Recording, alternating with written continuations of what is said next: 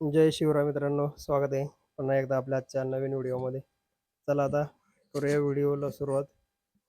Material आलेलं आहे, material लावायचं आहे. आज 4-5 दिवस झाले मटेरियल येऊन, पण बिल आलेलं नव्हतं, त्याच्यामुळं मटेरियल लावणं नाही झालं. आज सगळं मटेरियल लावून देऊ.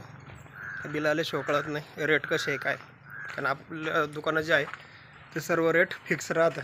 दुकानात सगळ्या मालाचे रेट फिक्स राहते. आपण कमी जास्त करत नाही आणि जास्त लावत पण नाही. एकदम रिजनेबल रेट जे आपले आहे ते असे आपण लिहून ठेवलेलं राहतं प्रत्येक ठिकाणी.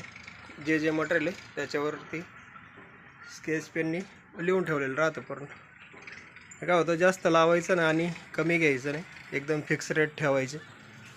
कस्टमरला पण कमी जास्त करायचं किंवा त्यांना जे डाऊट राहतं व जास्त पैसे घेतात काय, तो डाऊट राहत नाही. त्याच्यामुळं रेट जे आहे ते फिक्स ठेवलेलं चांगलं राहतं. त्याच्यात काय काय मटेरियल आलेलं आहे ते आपण पाहूया. मटेरियल त्याच्यामध्ये आता 3 इंची टेल पीस आहे, 2.5 इंची बॉलवाल संपले होते. बॉलवाल आलेले 2.5 इंची बॉलवाले. हे टेल पीस आहे, खाली टी आहे 2.5 इंची आणि एल्बो पण आहे. बाकी काही अजून किरकोळ सामान आहे. तर सगळं एकदा बाहेर काढतो, मग दाखवतो मला काय काय आलेलं आहे. याच्यामध्ये 2.5 इंची टी आहे. तर रेट आपण इथं टाकलेला आहे 70 रुपये रेट आहे आपल्या दुकानामध्ये टीचा. तर आता रेट टाकून झाला आहे. आता हे सगळे टी इथं लावून घ्यायचे 2.5 इंचीचे. हे बॉक्समध्ये टी आलेले आहे. एका बॉक्समध्ये 24ची पॅकिंग राहते. सुप्रीम कंपनीची टी आहे. मटेरियल पण चांगलं राहते सुप्रीमचं. शक्यतो सुप्रीमचं जास्त मटेरियल आमच्या साईडला वापरलं जातं.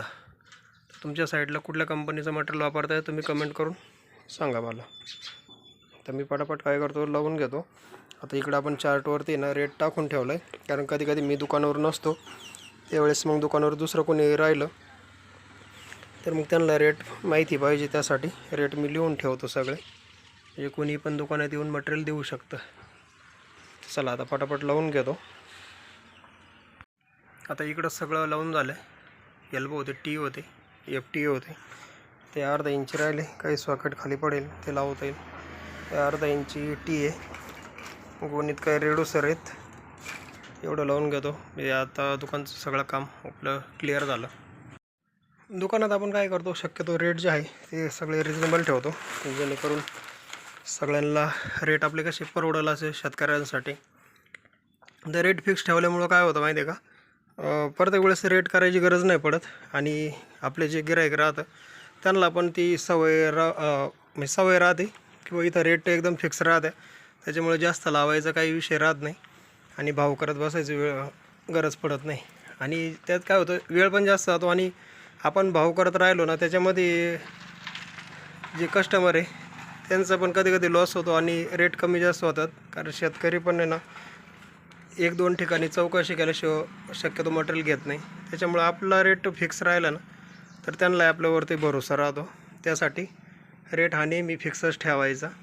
तर आपल्याकडे जेवढं जे काही मटेरियल आहे सगळा रेट फिक्स राहतो. फक्त रेट पाईपचा कमी जास्त होत राहतो, कारण पाईपचे रेट नेहमी कमी जास्त होते. त्यात थोडासा 10-5 रुपयाचा फरक पडू शकतो. तर चला आता दुकानचं सगळं आवरलं, आता निघालो हॉटेलवरती.